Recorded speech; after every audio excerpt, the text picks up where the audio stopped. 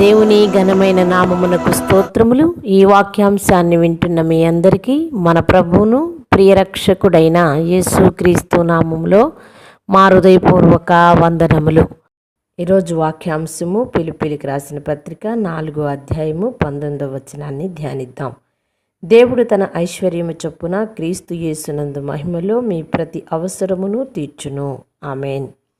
దేవుని యందు భయభక్తులు కలిగి ఉంటే దేవుడు నిన్ను నన్ను క్రమంగా దీవిస్తాడు. ఇస్సాకుని ఏ విధంగా అయితే క్రమక్రమంగా ఆశీర్వదించాడో ఆ విధంగా మనల్ని కూడా ఆశీర్వదిస్తాడు. ఇస్సాకు దేశమందున్నవాడై విత్తనం వేసి ఆ సంవత్సరము 100 ఫలము పొందినని ఆదికాండములో ఉన్నది.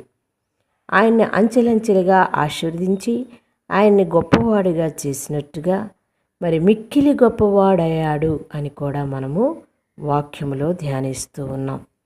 యెహోవా యొక్క ఆశీర్వాదాన్ని మనం చూచినట్లయితే అది ఎంతో గొప్ప ఐశ్వర్యము అని దేవుని వాక్యం సెలవిస్తుంది.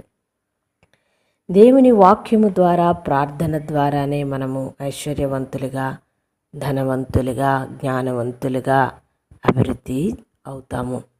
అవును, దేవుని వాక్యములో, దేవుని యొక్క ప్రార్థనలో మన జీవితాన్ని గడిపినట్టయితే తప్పక ఆయన ఇచ్చిన వాగ్దానము మన జీవితంలో నెరవేరుతుంది. చిన్న ప్రార్థన చేసుకుందాం.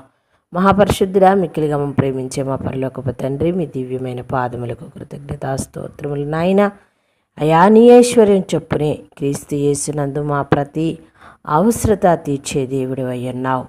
అవును, ఆ దినము ఇస్సాకుని క్రమక్రమంగా ఆశీర్వదించినట్టుగా ఇదేం మమ్మల్ని కూడా ఆశీర్వదించి నీలో స్థిరముగా బ్రతికే భాగ్యము దయచేయమని యేసు నామమున అడిగి వేడుకుంటున్నాం మా పరలోకపు తండ్రి. ఆమేన్.